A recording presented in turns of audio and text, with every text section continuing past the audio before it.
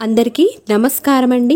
అమ్మకుటీస్ life style ఛానల్కి స్వాగతం. వరలక్ష్మి వ్రతం రోజున కలశాన్ని ఎలా కదపాలి, ఆ కదిపిన తర్వాత అందులో ఉన్న నీళ్ళని ఏం చేయాలి, వాటన్నిటిని గురించి కూడా ఈ వీడియోలో అయితే మనం తెలుసుకుందాము. మరి మొదటిసారిగా ఛానల్ని చూస్తున్న వాళ్ళైతే సబ్స్క్రైబ్ చేసుకొని పక్కనే ఉన్న బెల్ ఐకాన్ని క్లిక్ చేసి ఆల్ అనే ఆప్షన్ని క్లిక్ చేయడం వల్ల నేను ఏ వీడియో పెట్టినా మీకు నోటిఫికేషన్ రూపంలో అయితే వస్తుంది. మనం వరలక్ష్మి వ్రతం శుక్రవారం రోజున చేస్తాం కాబట్టి కొందరు ఉదయం వరలక్ష్మి వ్రతం పూజ చేసి పూజ అయిపోయిన తర్వాత పీట కలశాన్ని కదుపుతారు. కానీ శుక్రవారం రోజున పూజ చేసిన తర్వాత పీట గాని ఫోటోని గాని వినాయకుడిని గాని గౌరీదేవిని పెడితే గౌరీదేవిని కానీ అస్సలు కదపకూడదు. అలా కదిపినట్లయితే మనం పూజ చేసిన దానికైతే ఫలితం అయితే ఉండదు. ఒక్కరోజు తప్పనిసరిగా అయితే ఉండాలి. శుక్రవారం ఎప్పుడైనా కూడా లక్ష్మీదేవికి సంబంధించినవైతే ఎప్పుడు కదిలించకూడదు.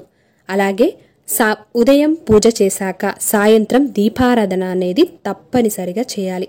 ఎందుకంటే అమ్మవారు ఉదయం వేళ కన్నా సాయంత్రం వేళలోనే ఎక్కువగా తిరుగుతుంది అని అంటారు.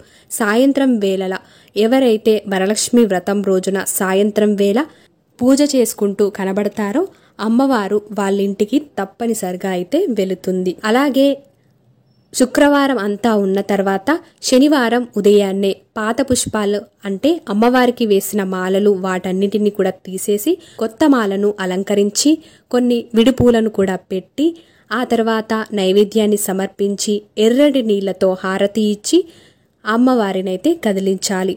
మరి పసుపు గణపతిని ఫస్ట్ కదిలించిన తర్వాత కలశాన్ని కదిలించిన తర్వాత సింహాసనాన్ని కూడా కదిలించాలి. కలశం పెడతాం కదా, మరి కలశంలోని నీళ్లను ఏం చేయాలి అన్న డౌట్ ఉంటుంది. కలశంలోని నీళ్లను ఇల్లంతా కూడా చల్లి ఆ తర్వాత చెట్లలో పోయాలి. అది కూడా ఎవరు తొక్కని ప్రదేశంలో మాత్రమే పోయాలి. ఆ తర్వాత కలశం మీద ఉండే కొబ్బరికాయను కొట్టి ఆ కొబ్బరికాయని మనము స్వీట్గా ఏమైనా తయారు చేసుకోవచ్చు. అంతేగాని కారకారంగా తినేటివి తయారు చేసుకొని అయితే తినకూడదు.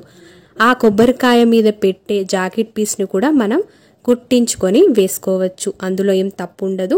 అలాగే ఏం పూజ చేస్తున్నా గణపతికి పూజించాలి కాబట్టి గణపతి విగ్రహం ఉంటే గణపతి విగ్రహాన్ని పెట్టుకుంటారు. లేని వాళ్ళు పసుపు గణపతిని చేసుకుంటారు.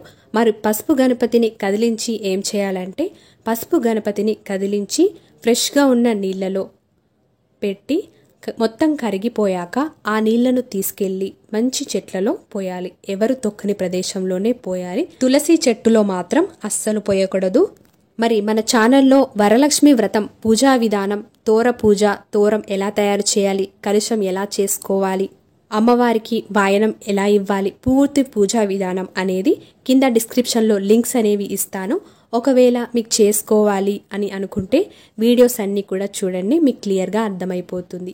ఈ వీడియో గనక మీకు నచ్చినట్లయితే తప్పకుండా మీ యొక్క లైక్తో నాకు సపోర్ట్నైతే తెలియజేయండి. ధన్యవాదములు. మరో మంచి వీడియోతో మనం కలుద్దాం.